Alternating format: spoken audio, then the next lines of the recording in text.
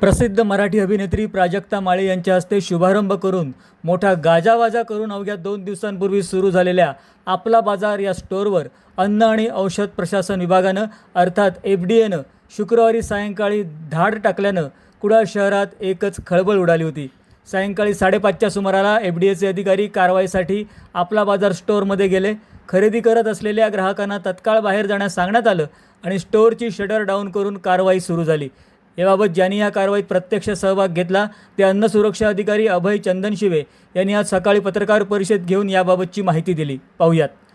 काल मिळालेल्या माहितीनुसार कुडाळ येथे आपला बाजार हे मॉलमध्ये विनापरवाना अन्न व्यवसाय चालू असल्याची आम्हाला माहिती मिळाली होती। त्या अनुषंगाने काल 19 जून रोजी मी आणि तसेच माझे सहकारी अन्न सुरक्षा अधिकारी श्री गावित साहेब यांच्यासोबत मी सदर ठिकाणी तपासणीसाठी गेलो होतो। तर त्या ठिकाणी त्या आस्थापनेकडे अन्न व्यवसाय नसल्याचे आढळून आले। ते विनापरवाना अन्न व्यवसाय करत असल्याचे आढळून आले आम्हाला। तर त्या अनुषंगाने त्यांना आम्ही स्टॉप बिझनेस नोटीस दिलेली आहे। तसेच संशयावरून त्यांच्याकडून अन्न नमुने देखील घेण्यात आलेले आहेत। तर पुढचा त्यांनी लायसन्स धारण करूपर्यंत त्यांना अन्न व्यवसाय बंद ठेवावा लागेल। ग्राहकांकडून काही तक्रार असेल किंवा संशय आला तर नक्कीच त्या ठिकाणी देखील जाऊन तपासणी करूयात आणि जे काही त्रुटी असतील त्यानुसार योग्य ती कारवाई घेऊयात। याबाबत तक्रार होती का? या खालच्या याच्यावर कोणाची तक्रार होती? तक्रारदाराबाबत माहिती आम्हाला देता येत नाही, तशी डिस्क्लोज करता येत नाही। तक्रार होती? हा, हो। बरं, लायसन्स नाही घेण्याचा टाइम बॉन्ड आहे का? तुम्ही त्यांना टाइम बॉन्ड दिलाय का? या तोपर्यंत नाही, जोपर्यंत ते लायसन्स घेणार नाही तोपर्यंत त्यांना व्यवसाय बंद करावा लागेल। हा, लायसन्स काय किती कालावधीत काय जातो त्याला घेतला? लायसन्सला अप्लाय केलं तर ते सहाय्यक आयुक्त यांच्याकडे ते अप्रुव्हल साठी येतं। ते चेक करतील, पडताळणी करतील। जर त्यात काही त्रुटी असतील तर त्यांना त्रुटी सांगतील आणि त्रुटी नसेल तर मग त्यांना अप्रुव्हल करून लायसन्स त्यांना ग्रँट केलं जातं। त्याच्यावर ऍडज्युडिकेशन दाखल करतो आम्ही। ते ठाण्यामध्ये ऍडज्युडिकेशन चालत असतं।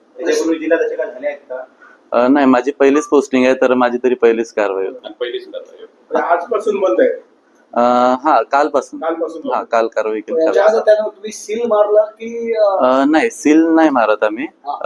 व्यवसाय न करण्यासाठी नोटीस देतो।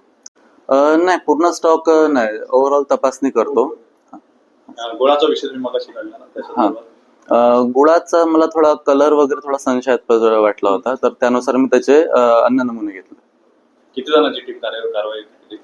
मी तपासणी अधिकारी अन्न सुरक्षा अधिकारी मी होतो आणि माझ्यासोबत सहकारी अन्न सुरक्षा अधिकारी गावित सर।